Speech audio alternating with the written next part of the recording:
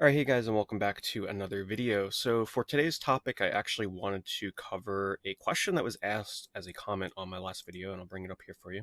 This was asked by Steve, and they asked, "One thing I always wondered about you is have you ever experienced video game collecting burnout?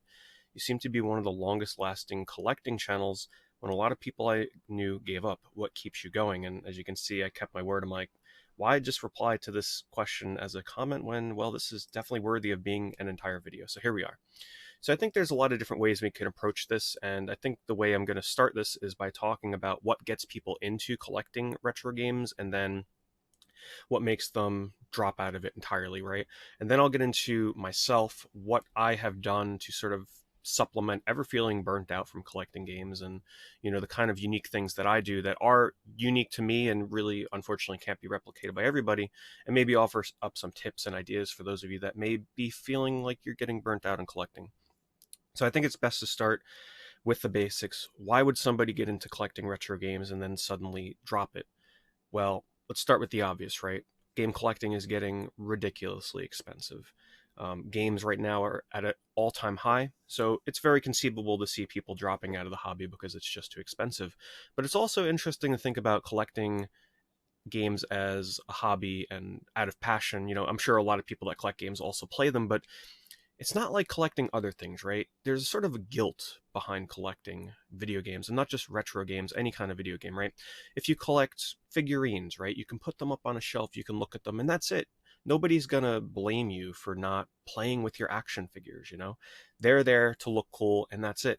But with games, yes, you can put them on a shelf, and yes, they look cool on a shelf when a collection is all lined up, but there's a sort of pressure in a way for video game collectors where you look at your shelf of games and you're like, well, they have a practical use. They're not just meant for sitting on shelves. I can play these things.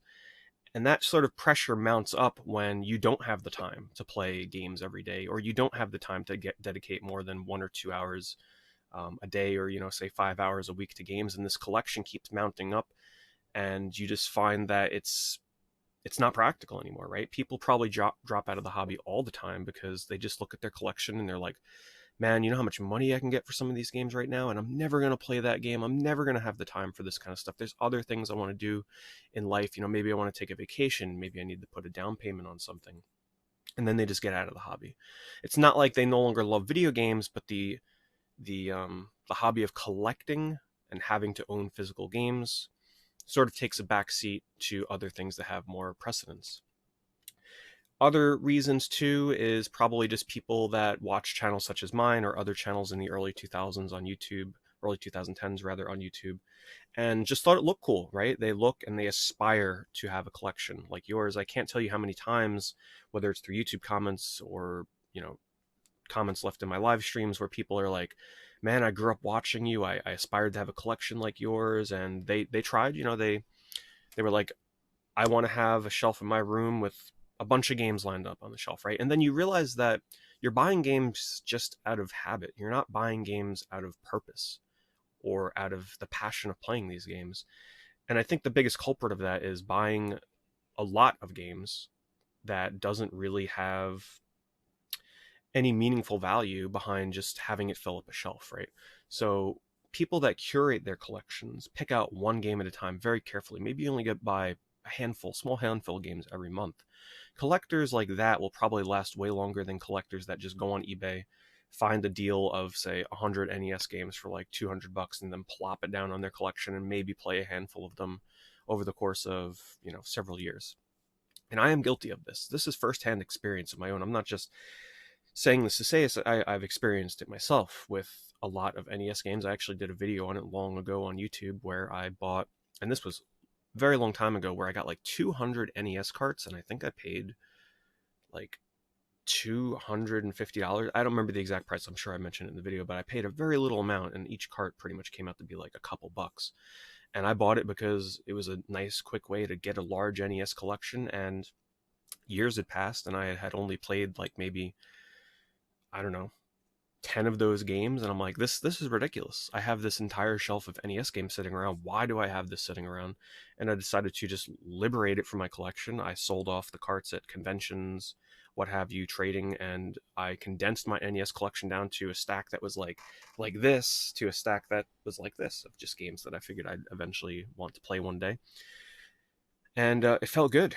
I think if you're feeling burnt out from collecting games, I think the number one step that you have to take is clearing out your collection a bit. You know, take the time to chop off the fat. Sell those games that you got in a lot just because it was a good deal, right?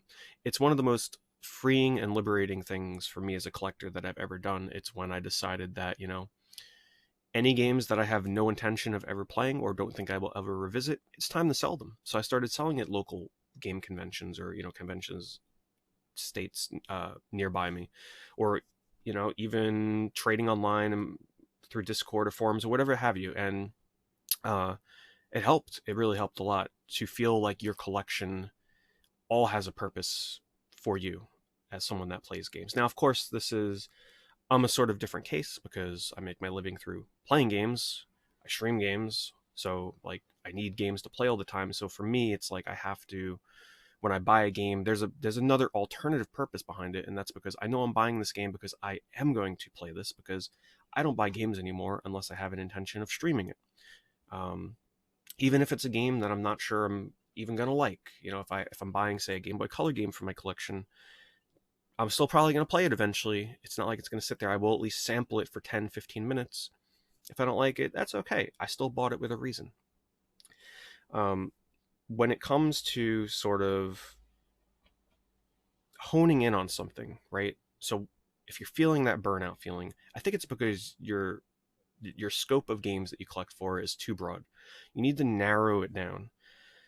It probably gets overwhelming when you're collecting for the Dreamcast, the PlayStation 2, the Xbox, the NES, the Super Nintendo, the Genesis, the Sega Saturn, right? Like that's too much to cover, and you never feel like your collection is shaping up to be something that's fun to look at and also fun to play, right?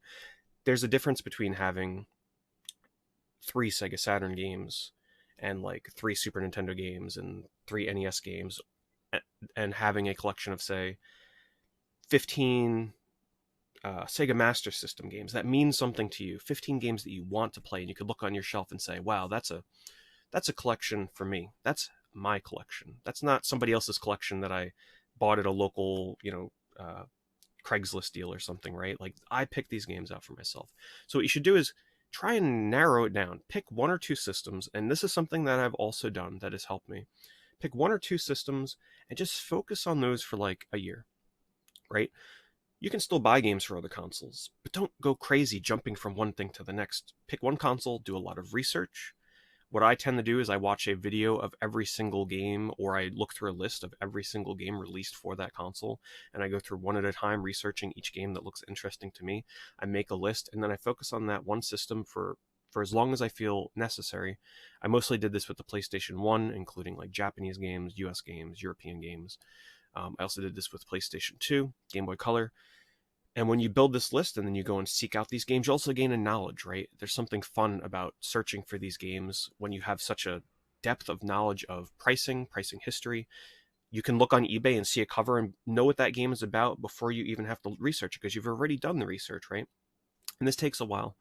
How I usually approached it is for a few weeks, every morning I'd watch a little bit or do a little bit of research, like for an hour every morning with my cup of coffee or something. And I'd curate this list, and all the work was already done. So when it came time for game hunting and game collecting, most of the work was already done for me, as long as you remember everything that you have on your list. So I think that's something that can also help. Um, Other reasons that people might get burnt out, I mean, that's pretty much it, right? Probably they need the money. They thought it was a hobby they would be into. They dropped out of it when they realized it wasn't for them, because they were trying to be something that just wasn't them, right? Like a lot of us, well, a lot of people back in the early 2000s on YouTube were quite young. I get a lot of comments from people that were like, man, I was 12, 13, 14, 15 at the time, and I wanted to be like you. So I started collecting games, but then, you know, you kind of probably grow out of it, or you just can't keep up with it. And that's completely understandable. You should never feel bad for selling your collection, right? If it's just a hobby that isn't for you anymore, don't feel bad about it. For me, though, some of the more not strange, but sort of personal things that I'm able to do to help me from ever feeling burnt out on collecting, aside from the fact that, every game I buy has a purpose of streaming. I actually help other people collect now. And this is something that is entirely unique to me because this is something I do now every week. There's no denying that when you go on eBay, right, you get sort of like that dopamine rush of, oh man, you snipe that lot for a really good price. You got a bunch of games. Man, what a good deal. But eventually you can't do that all the time, right? It's too expensive. You can't constantly look on eBay for games to buy, good deals. Even if it's a good deal and it's hard to pass up, you can't do that all the time unless you have a ton of money. So I found what's really helped me lately is that I do shopping and deal finding for other people. Now, some of you might remember over the years I started eBay game hunting videos here on YouTube. That was a while back, but I've sort of transitioned that into the streaming side of things now on my Twitch. So every week, typically every Saturday, sometimes Sunday now, I shop on eBay, not for myself, but for people that watch. So for 5 or 6 hours every week, I sort of get that rush of excitement and adrenaline for finding good deals for people. But I still get that excitement of buying stuff for somebody else, right? Like finding a deal for somebody and finding a couple of games they needed for their collection and sharing the link with them. And they're like, oh man, great price. Thanks for the link. I just bought that. Like, it gives me a lot of satisfaction as a collector to help other collectors find stuff for their collections.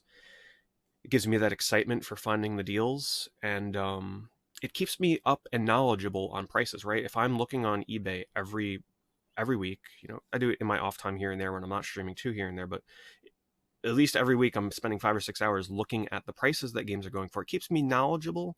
It keeps me in the know of what the current market prices are for games, and that's kind of exciting to me. I just like having that background knowledge on the video game collecting scene, because then when I see a deal, I can pick it up right away.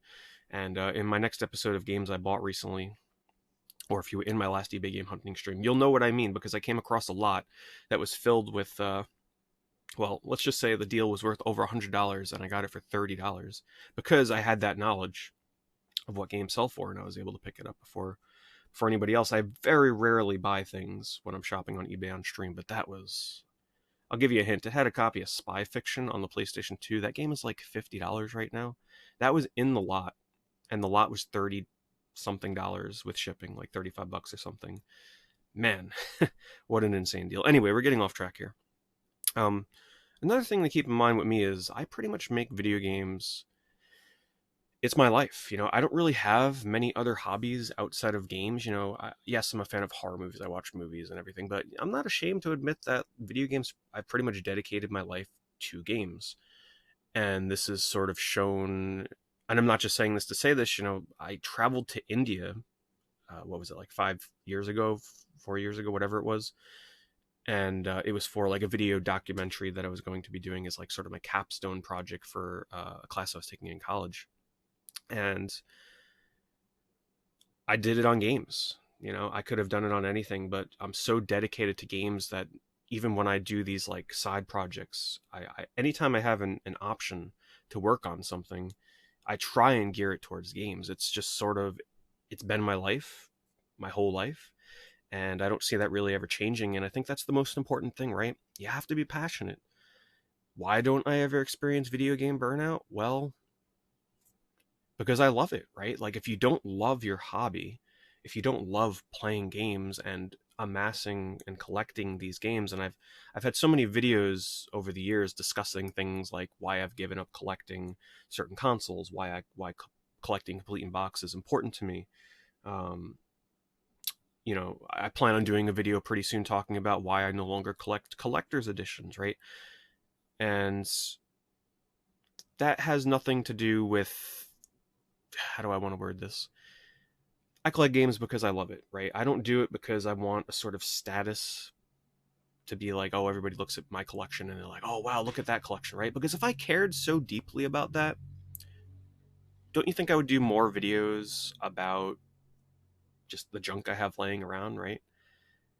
I'm passionate about games because I love playing games. I love collecting games. I love talking about games. If I was really in this just to be like, hey, look at everything I have, which sure, I do videos about that. And in the past, I've been guilty of, you know, definitely building up a channel based upon collecting and showing video games, but that's not the real reason. I'm in this because I love it. I'm in this because, you know, it's just something that I feel very deeply for. And it's kind of hard to put in the words, but hopefully you're kind of getting where I'm coming from here. I don't want to be too long-winded, but basically I guess we'll just end this on, there's nothing wrong with dropping out of collecting video games as a hobby. There's nothing wrong with trying it and seeing if it's for you. But the last thing you want to do is just do it because you want to do it as a sort of status symbol, right? Don't just collect games because of the comments and the likes that you'll get on your Twitter or Instagram photos. Do it because you want to do it. And I think that's the best way to go about it. Anyway, guys, thank you so much for watching. Feel free to any video that you want, you know, leave a comment with a question such as the one that was posed for this video. And who knows, maybe I'll do an entire video on it at some point. So anytime you're like, man, I'd love to hear Pete's thoughts on this, go ahead and maybe you'll see it here in a video in the future.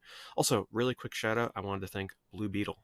Blue Beetle, thank you very much for being the first person to join as a member here on my channel.